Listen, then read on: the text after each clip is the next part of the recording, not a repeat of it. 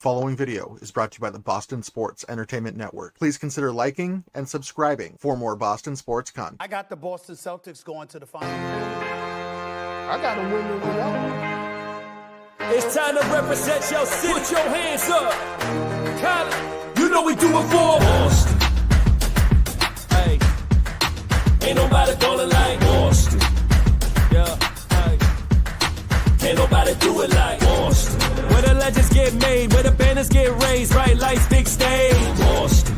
All the fire we bring in a city full of rings, it's a beautiful thing out in Boston. And you ain't hard like that, you don't put it on the line with your squad like that. That's right, Boston.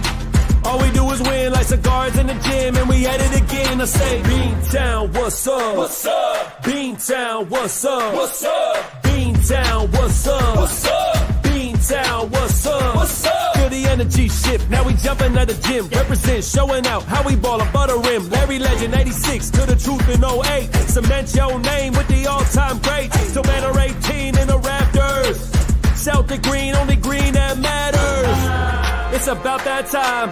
Ain't another city that's louder than mine. Always gonna shine with the game on the line. What you think was gonna happen, man? That's how we do it in Boston. Ain't nobody gonna like Boston. Yeah, yeah. Ain't nobody do it like Boston.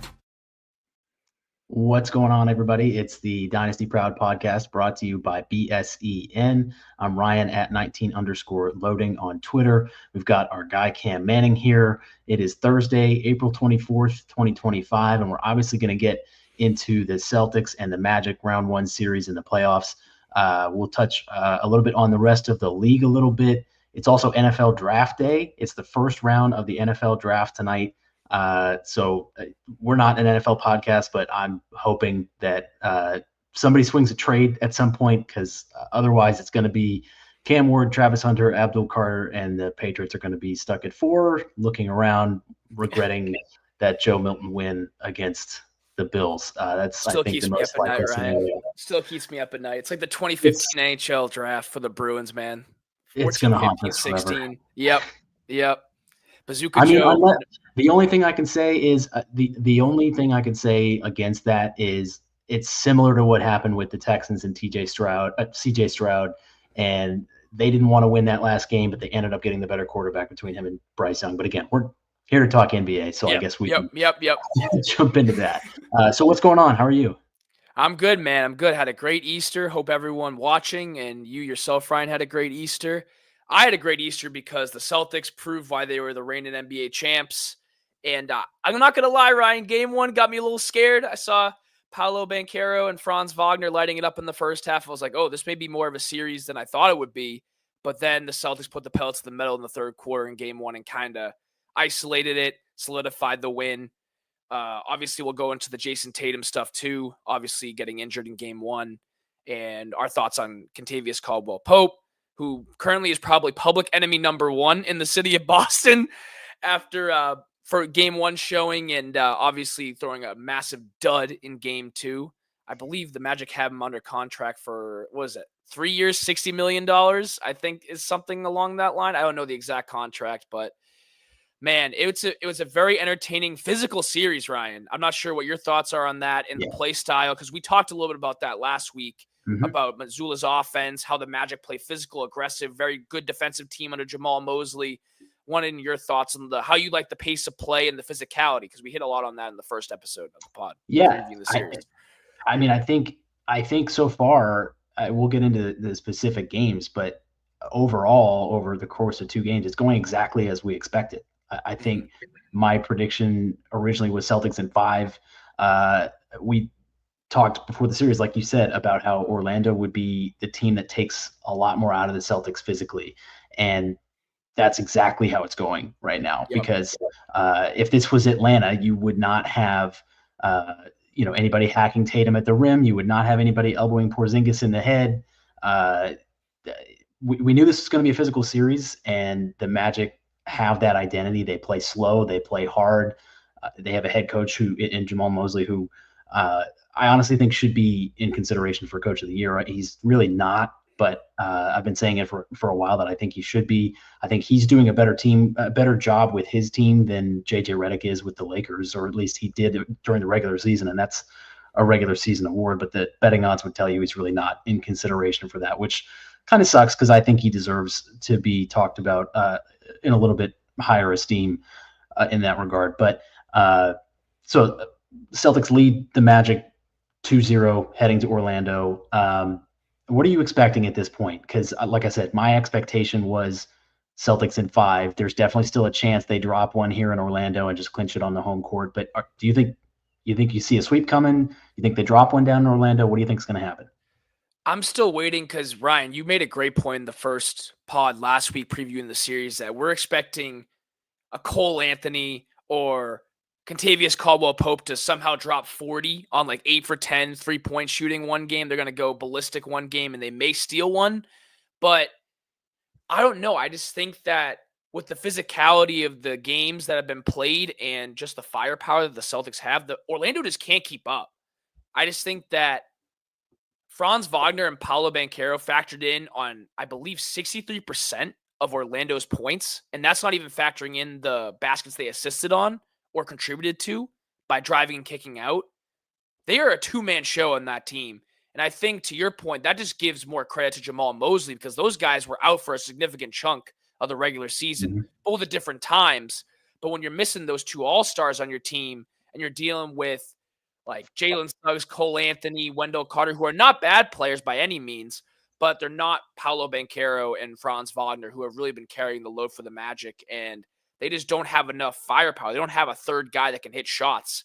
So I'd like to think it would be a sweep, but again, Orlando could get buzz off of a player, could be hype for the game 3 back in Orlando. I don't know. I think that Celtics have this series as a wrap. I'm not saying that in a cocky way. I just think from watching it from like a viewer's perspective, just too much talent on the Celtics team for them to carry on past 5 games for me personally.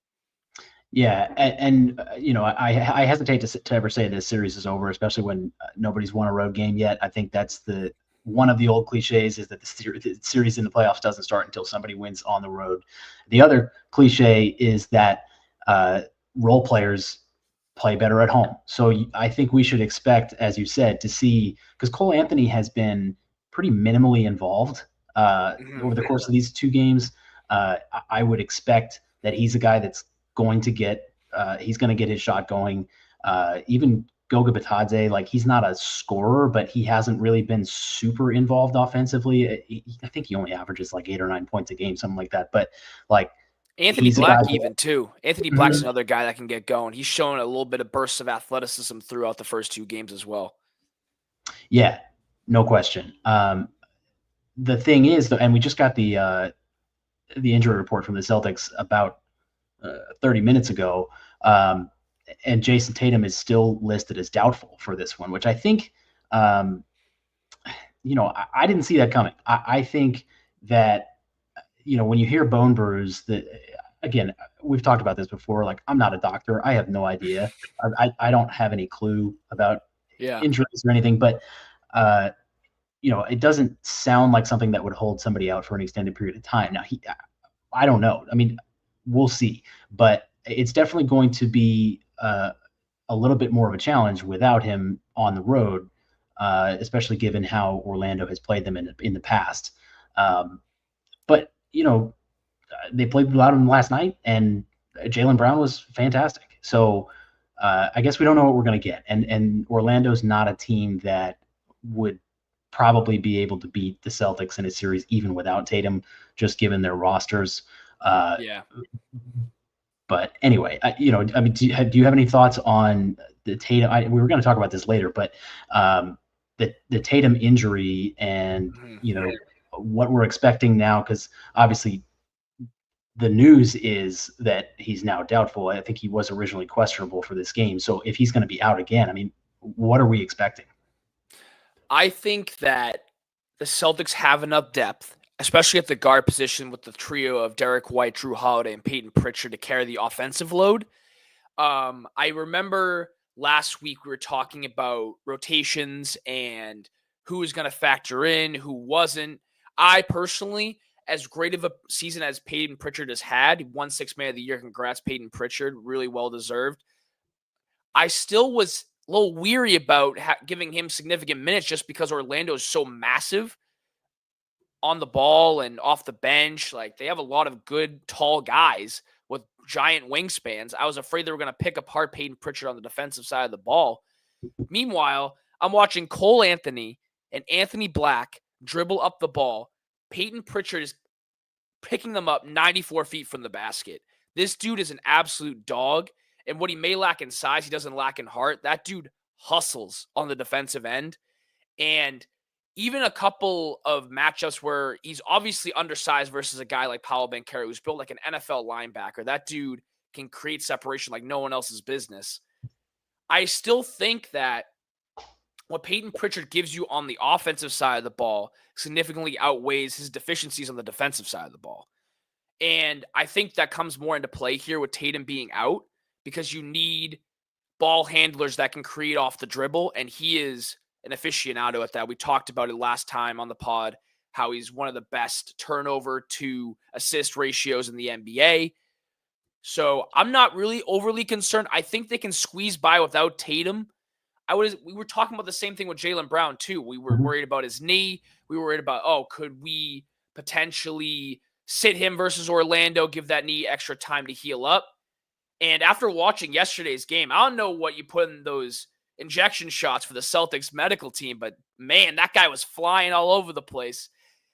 Man, Jaylen was something else last night. He was so good, so dominant, two-way player.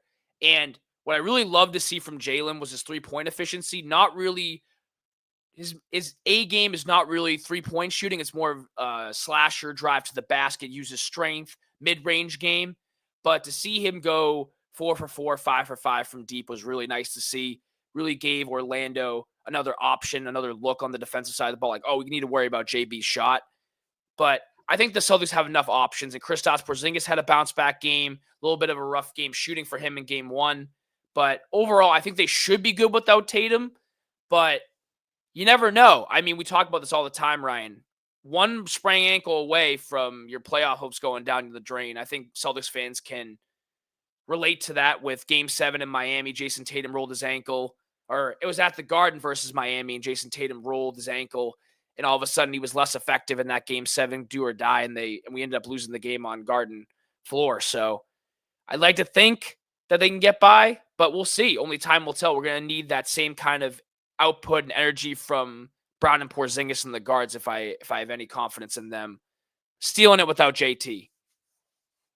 Well, and Jaylen just looked like Jaylen Brown again, which he hadn't for a while. And if you didn't have this version of Jaylen Brown, which I think you now do, and you were dealing with a Tatum injury, now you got a problem. Yeah. But as long as you have one of those guys, this team can get to the Eastern Conference Finals. And if they're both healthy by then, they're going to be fine. I think that's what they need to be concerned about most, which is strange to say that you would be managing injuries over playing your hardest in the playoffs. But it almost seems like they need to be operating that way. Because if for some reason Jaylen isn't quite as good as he was last night for the rest of the playoffs, then they're going to need Tatum. So I wonder if they're kind of trying to, have micromanaging it. You think they're micromanaging from a game-to-game basis? Right. Well, I also wonder if they're just trying to, have one guy pick up the other guy's slack. I got you. Yeah. Which I don't hate as a strategy, but I don't know. I'm not sure. But getting into the game specifically, game one, when they did have Tatum, it was not particularly close. They won that game 103 to 86. And it was a huge game from Paolo Banchero, which we kind of talked about. He had 36 points, 11 boards. Celtics got 7 threes and 30 points from Derek White, which was also massive because now Tatum only had 17 points, but he also had 14 rebounds. They did get 19 from Pritchard and only 16 from Jaylen. So Derek White really kind of carried the load for them, which was really important because if they didn't have that, I would say that, but it really still wasn't close. So they were fine. And I then think game that's just one two, of the benefits. I think just sorry to cut you off. I think it's one of the uh, benefits to have the embarrassment of riches that the Celtics do. I think that Jalen having an off night, Jason having an off night, Kristaps not having a great night, but you still have all three of those guards that we listed off the top to worry about. Derek White can light you up for 30. Drew Holiday was astounding in game one in the third quarter when all the momentum seemed to be going the Magic's way. I think he had a sequence where he maybe had 2 steals, 2 made threes, and like the Magic cut the lead to about 5. It seemed like the Magic were generating momentum in their direction. Then Drew Holiday snatched it right up and showed us why he's a 2-time NBA champion. And he's one of the most clutch players I've ever seen play the game of basketball. And that's just because I watch him so often on a day-to-day basis. But carry on. I know game one was kind of Magic were in it. Magic were up at half, and then the Celtics kind of carried away. But game two is kind of similar, no? Celtics and Magic were close at half. C's kind of exploded in the third, kind of took it away. But can't underestimate Paolo Banchero like you just mentioned. So that third quarter in game one was, I think that was the Celtics at their best and maybe the Magic at their worst. Like, it was the worst time for that to happen to the Magic, and the Celtics obviously needed it. And it just, I think it's indicative of the gap between these teams, kind of like you said. The Celtics just have too much talent not to beat this team. And if they don't, it's a massive disappointment. So that's an understatement. Yeah. So game two last night, like we said, Tatum was out with the wrist thing. Score was closer on paper. They win 109-100, but it never really felt that close. There were times where they were up a lot more than that, and it never really got super close. And again, it was another huge performance for Paolo, and Wagner kind of got going a little bit more with 25 points than he had in game one.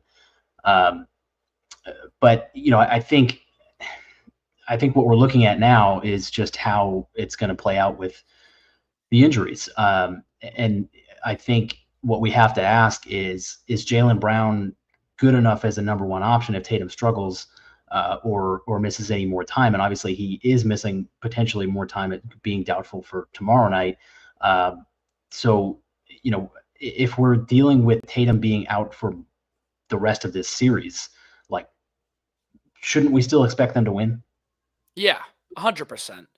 I think if you get the same output you got from Porzingis and Brown, the game two versions of Porzingis and Brown, I think you are more than set. I know Kristaps was a free throw merchant yesterday, getting hacked all the time. Obviously, that scene where he got bloodied up and had to go out.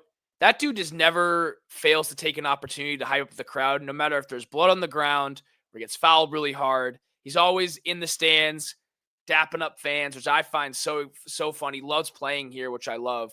But my heart kind of drops a little bit when he's running down the middle of the paint at 7'3" with his injury history. I'm like, please be careful. Please, for the love of God, we need you healthy for these 16 wins. We need you healthy. This is the reason why you're here. This is the reason why we traded for you. Wasn't for regular season wins because they were doing just fine in the regular season without him. We need that dominant interior force. But, man, what a game he had defensively yesterday.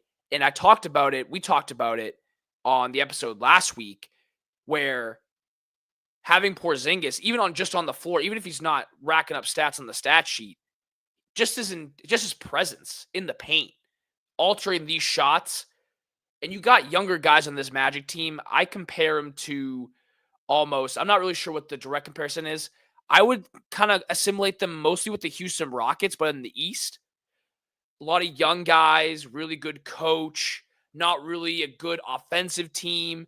We've seen Jalen Green for the Rockets kind of burst out last night in the win over the Warriors, but they're very inconsistent offensive team, very good defensive team.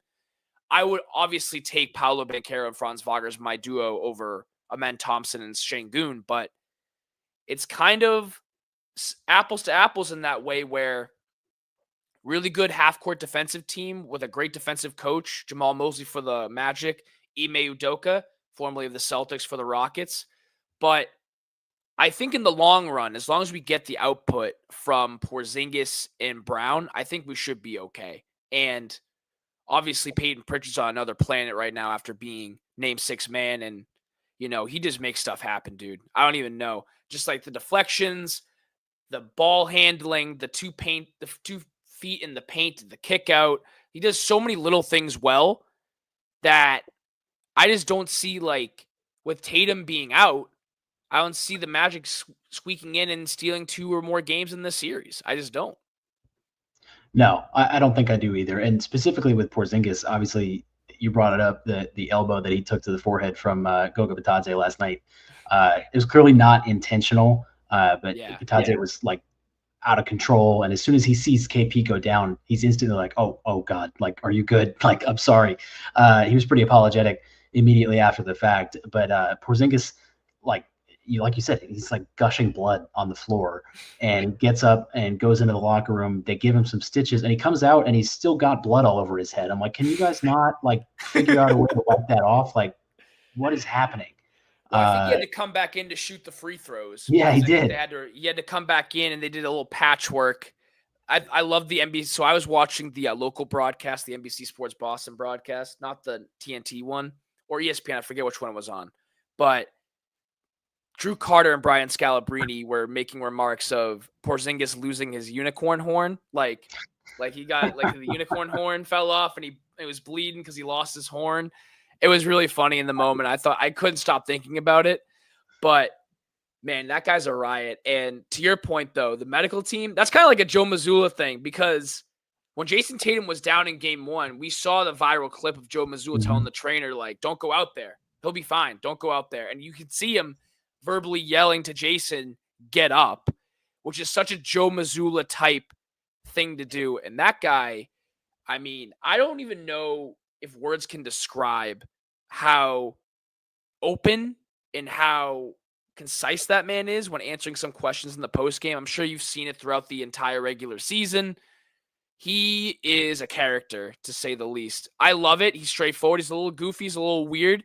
I can hardly tell if he's being serious, being goofy, maybe a little both. But his remarks after the game had me cracking up. He loves seeing Porzingis bleed on the floor. He loves seeing Porzingis bleed on the floor. Like, what are we talking about? What is that? That's why he's Psycho Joe. Psycho Joe. Yeah. I'm working on a little Psycho Joe t-shirt. See if I can push that out. Yes. I love it. I love it. Make sure you got the town in there. He loves the town. That's true. Actually, that's make sure you get that in there. Couple dudes in nun masks in the background. You have like the Reaper, like the Reaper, the nun mask, the Reaper, and then like just put Joe in the middle. That's awesome. It's great. I think that might just have to work. But so Porzingis, the quote he gave after the game too was pretty funny too. He's like, well, my legs work, so like, why wouldn't I be out there? And I didn't. I don't get the local broadcast when it's on national TV because I'm out of state. So yeah. I'm I have to watch the national broadcast if it's on national. So I did not hear the unicorn horn thing, but that's great too. I'll be honest, Drew, he gets on my nerves sometimes. Drew Carter? He can be pretty corny. Like, yeah, of course he can. I honestly think sometimes it just feels so forced. That's my thing. I'm sure he's a nice dude. I don't have any problems with him personally. It's every once in a while I'm just rolling my eyes because I'm like, what are you talking about, dude? Come on. It's very hard shoes to fill though with Mike Gorman leaving. I mean, the guy's been the broadcaster for the past 20 plus years. It's very hard shoes for him to fill, and Drew will grow into it. I think. I personally enjoy it, but I'm a very corny person, so I guess that's why I enjoy it. But I can see how it can get on some people's nerves. I think him and Scal are a great duo. And I mean, all this talk about people criticizing the broadcast, saying they're biased. Well, they're a local broadcast. They're allowed to be biased. It's where ESPN comes into play, where we can go on a whole discourse podcast episode about the media and how they frame Jason Tatum and all this sort of crap, all the hate that Jason Tatum gets. But that's for another podcast. We're deep in the playoffs now. This time it matters. That's a summer topic. It's a summer topic. It's slow day on a Monday type topic. I think that with this series going on, especially with the other games going on around the NBA playoffs. I mean, you have OKC just beating the absolute snot out of Memphis. Both games, not even close. And then other series around the league have also caught my attention. Minnesota, Los Angeles has been great so far. I feel as though that many people are undermining the Timberwolves. Even though they lost Karl Anthony Towns, they still have Rudy Gobert, who's a very solid defensive player. And Anthony Edwards, man, every time he touches the ball, he does something magical. He either posterizes someone. I think he's got a laundry list of posters throughout his NBA career. He's one of the most exciting players to watch. And obviously, on the other end, you got LeBron and Luka. Like, how could you not like that series if you're an NBA fan? I'm not sure what your favorite series outside of the Celtics Magic one have been so far. The thing about the West is that there's 3 series that are tied, and I don't think we saw that coming necessarily. And it's obviously only been 2 games, but Clippers, Nuggets, Lakers, and Wolves, and Warriors and Rockets are all tied at 1 game apiece, which I think is, it tells you how much more competitive the West is, because I think the East is just a lot more top heavy. I said earlier in the season that I thought the East had the better teams at the top, but I'm not so sure about that anymore because obviously OKC is a wagon.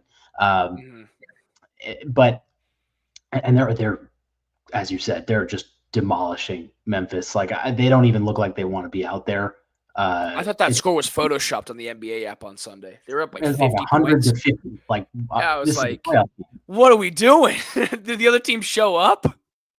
It's bad. It's bad. And I, on the flip side of it, the Nuggets are not giving up the way that Memphis is after firing their coach. So I think perplexing moves by both franchises. I don't know the nitty-gritty behind the closed doors type details that have been released about those firings, but I kind of respected Taylor Jenkins as a coach. Same with Mike Malone. I mean, those guys are established good head coaches in the league, and then 2 weeks before the playoffs, you fire them. There has to be something internally that had happened. I don't know. It's a players' league in the NBA. So, I mean, John Morant could have been like, oh, I don't like Taylor Jenkins. I don't like the way he runs his offense. Can you fire him for me? Because obviously players win games, coaches really don't. So very sad to see both of those coaches go. But it's just so interesting to see the dynamic, like you said, between the Western Conference and the Eastern Conference. Obviously, we got Detroit, New York, pretty evened up.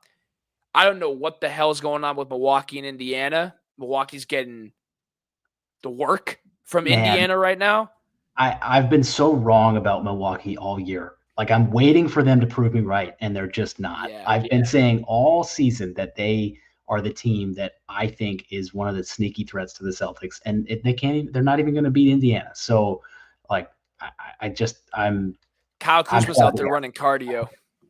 It's weird. Putting up Tony Snell numbers. In the third quarter the other night, he put up 9 points, like back to back to back to back. He's just putting in buckets. And then the fourth quarter, he didn't score until like a minute left. It's like, where did you go? What happened? It's disappointing. I think they probably, I don't know, because Chris Middleton wasn't really himself either. So, but I think maybe they'd rather. I think maybe they'd rather have a guy like him out there than Kuzma, because at least he's been there and done that. He's been in those situations. I'd almost he's a Celtics killer too. Yeah, he's a Celtics killer, by the way, as well. For those Celtics fans who remember Chris Middleton hitting the buzzer beater to tie the game to force overtime. I forget what series it was, but Terry Rozier hit the step back to go up, and then Chris Middleton tied at the buzzer. I forget what series and year that was. But was that the same year as the Rozier Eric Bledsoe thing? Might have been. Someone's gonna have to fact check me on that.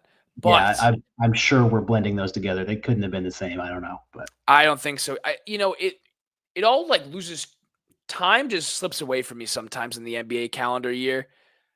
I just don't know where these players are. I didn't know this player was on this team.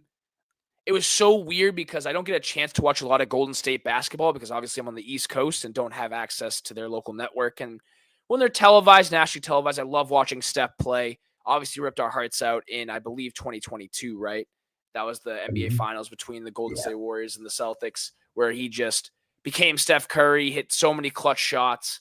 I was watching game 1 with Jimmy Butler and Steph, and man, I love the way they play. Their defense is really good, really improved with Butler since the trade. And I don't know. They got 2 closers on that team. Some of the Rockets don't have in that series. I know we're kind of going off pace from the Celtics Magic one, but I just love watching Steph play because the discourse that I usually fall is that he's just a lights out 3-point shooter, but that dude never stops moving off the ball. That dude never stops moving, cutting, running without the ball, running off screens. Drive game is so good. Handles so slick. He makes shots that are from an impossible angle, as the great Kevin Harlan called in game 1. It was just a treat to watch him and Jimmy play. Unfortunately, Jimmy got injured in game 2. Hopefully it's not a long-term thing because I like the Warriors in that series if Jimmy and Steph are healthy. I do. I think the playoff experience matters. That's what we talked about last week in the discourse between the Thunder and the Cavs. The Celtics have been there, done that, which is a very big advantage to most of these franchises that are competing for NBA titles, especially young teams like the Thunder and the Magic, because they haven't been there. This is going to be a great experience for Paolo Banchero and Franz Wagner.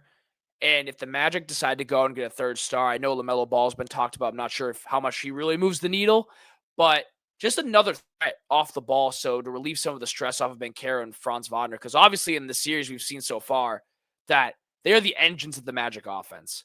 If they get shut down, there's no shot in hell that the Magic are even sniffing the Celtics. Not even close. Yeah, those guys have to be at the top of their game for it to be for this to become a series. And I know we kind of bounce around. To answer the original question, which I know we were going to talk about, was just what's the most interesting series so far to me. It's one of the ones that's actually 2-0 right now, and it's Cleveland and Miami. And it's just because the games are so competitive. I think Miami's giving Cleveland more trouble than they probably expected. It's the classic Eric Spoelstra dirt dog type of team. Tyler Hero's, as we talked about last week, I think, he's like, should be all NBA. Bam Adebayo is finally, maybe taking charge a little bit and deciding to be a top option on that team, which, sometimes it seems like he just kind of disappears in important moments, except that one time he blocked Tatum in the playoffs. But I've blocked that out of your memory. Yep, that's good. The bubble was weird too. Don't get me wrong. We were playing Toronto in the Eastern Conference Finals or whatever. Or no, it wasn't the Eastern Conference Finals. I think it was the semis or maybe the first round. See, this is what I'm talking about. Time is an illusion. I don't know when or what, but no, I agree with you. Miami definitely. It's one of those things where you don't think they're in it, and then these guys, Hero, Adebayo, and Andrew Wiggins. I think many people discounted Andrew Wiggins in that Butler trade because obviously Jimmy Butler, all caliber defensive player, carried the Heat a little bit to a couple finals runs. But Andrew Wiggins is no slouch. He was a very good 3rd option on that 22 team. I think he was sneaky, very sneakily good in handing the Warriors that championship in 22 because Klay Thompson was a little bit off, I think, in the finals, and Wiggins really carried the load there. Yeah, there was an argument that he should have won Finals MVP. That was very. I think that Andrew Wiggins is criminally underrated on that Miami team. I think he'll thrive in Spoelstra's system, and he has. And to your point, listen, I'm still scared of Cleveland. We talked a little bit off air before the show started that you're still not a believer in Cleveland just because of the fact that you just listed. Miami's giving them a series, giving them more for their money. But I just think that's playoff basketball. I think the Magic have been very competitive for most of these games, or both both of the games they've been hanging around. I think Scalabrini alluded to it on the NBC Sports Boston broadcast. Whenever the Celtics throw a punch, Orlando's right back in it. I don't think they're rolling over when the Celtics go on like a 9-0 run. They respond. Paolo Banchero, Franz Wagner are very good players. And that's what the playoffs are about. You're not playing Charlotte. You're not playing the Wizards, where you can take a night off and play the G League Celtics. So, you got to compete. And I think kind of tying it back to the Celtics Magic series, I think Orlando's style of play is nothing but beneficial for the Celtics because they'll only endure this more as they get deeper into the playoffs. And I alluded to it last week. Not sure what many Celtics fans' discourse of it is. I know there are some Celtics fans obviously happy with the championship, but it wasn't the most difficult run. I think it's not a hot take to admit that because of the series that they played last year. They didn't have to go through Denver. The Mavericks, obviously carried by Luka, who is no longer on the team, but wasn't like Dirk 2011 Mavericks beating 10 Hall of Famers playoff run type beat for the Celtics last year.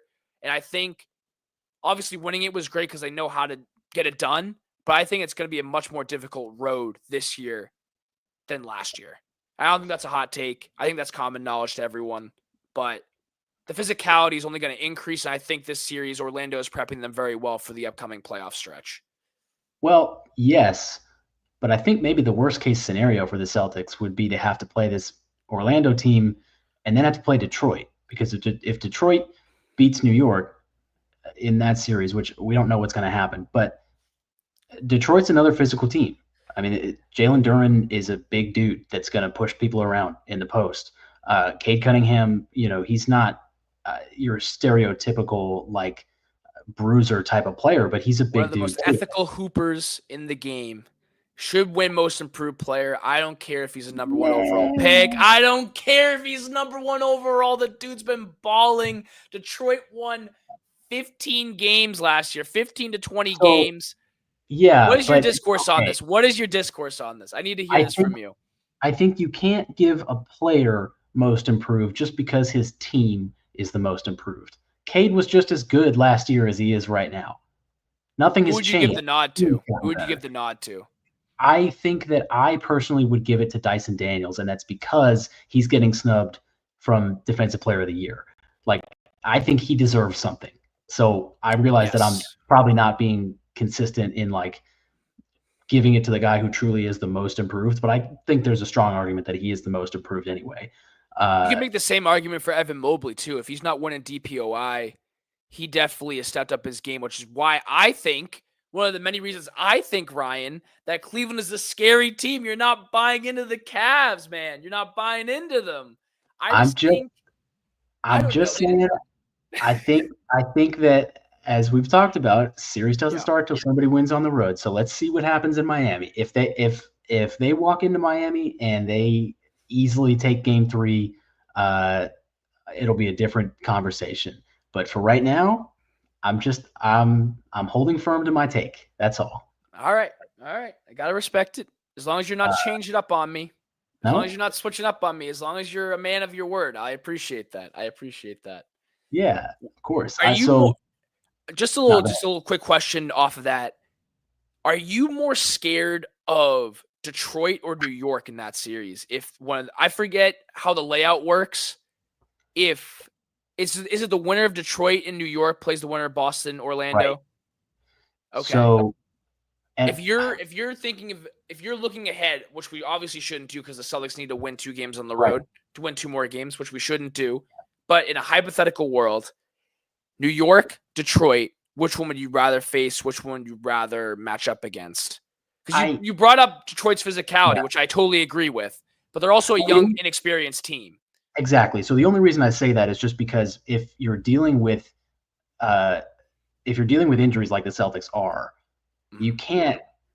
You'd much prefer to play a team that's just going to play you a little bit softer, which New York is. Yeah. Which is weird because like Tibbs is not a guy that you would think of as a guy who would coach a soft team. Like they're not a soft team, but I think, again, Detroit is closer to Orlando than New York in terms of physicality, because Yes.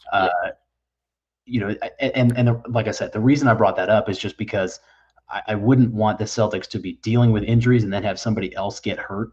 And it's always unpredictable. You don't know when somebody's going to get hurt, but I think there's more of a likelihood of it if you're playing Detroit versus New York. Now, that said, I know the Knicks have not beaten the Celtics all year. They're still the far more talented team. And so Oh yeah, the, without a the question.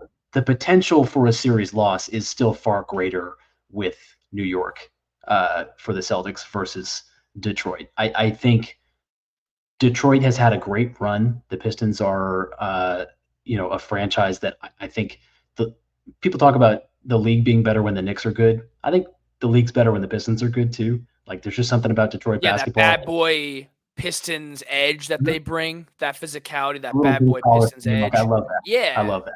So, And shout out to JB Bickerstaff too. I know we Mhm. talked about, you highlighted that Jamal Mosley should get some love for Coach of the Year, and I totally agree. But we talk about Kate Cunningham maybe not winning Most Improved Player. Someone's got to win something on that team with that organization, whether it's General Manager of the Year, Coach of the Year, or individual player awards. Malik Beasley, I know, was nominated for Sixth Man of the Year, which is very well deserved. He's had a great bounce back year for them. I think, something's got to give with that Detroit team, because J.D. Bickerstaff's done a tremendous job. We talked about all the factors, and you made the point that just because a team turned the season around doesn't mean an individual player should be recognized for it. I think that a bunch of moves have been made to make the Pistons what they are right now, and that is including the hiring of J.B. Bickerstaff, which I think can't go underestimated. So I don't disagree. I think, like I said, I think it's just I think Cade is obviously an excellent player, and he's a number one overall pick that's finally kind of coming into his prime. I think he is what we expected him to be. Like, that's the only thing that holds me back from saying that he should win Most Improved, because I think that potential was always there. I would like to see Most Improved go to a guy. Now, I think if Jalen Johnson didn't tear his ACL for the Hawks, he'd be a guy that I think would be on this list as well, because he was having a monster season. Like, he turned into a legit star, and unfortunately got hurt about halfway through the year and wasn't going to be. Atlanta probably wouldn't be in Cancun either if he was fully healthy. They probably would not be. They'd probably be in this playoffs right now. I just thought their performance was rather disappointing. But like we said last week when we were previewing, because it was the play-in games, the night of the play-in games, we talked about it. Trae Young, great offensive player, but who else does he have around him? Zachary Ricochet had a great up and down year, rookie year. Dyson Daniels, obviously a great defender, should be up for DPOI. Steals leader, averaging about 3 steals a game, which is crazy. But they didn't have any shot makers. And I thought the DeAndre Hunter, Karis LeVert trade was stupid, because I think more of DeAndre Hunter than I do Karis LeVert, and I listed those reasons last time on the pod. I'm not going to go through them again. But that's another reason, Ryan, why I think Cleveland is so scary, is because of the DeAndre Hunter trade.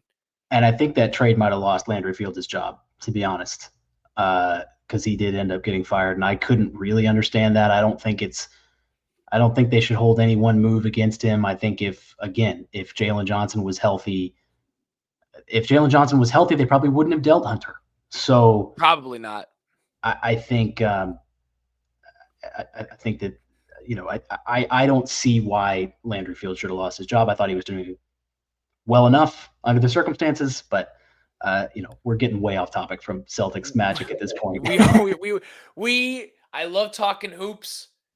I just get on a rant, go on a discourse. But yes, back to Celtics Mavs, Game 3 tomorrow night in Orlando. Yeah, and like we said, Jason Tatum is listed as doubtful now with that wrist injury, and that game is going to be at 7:00 tomorrow in Orlando on ESPN. There will be the local broadcast for those of y'all who prefer that. I don't have that option. If you're corny Drew Carter on NBC Sports Boston.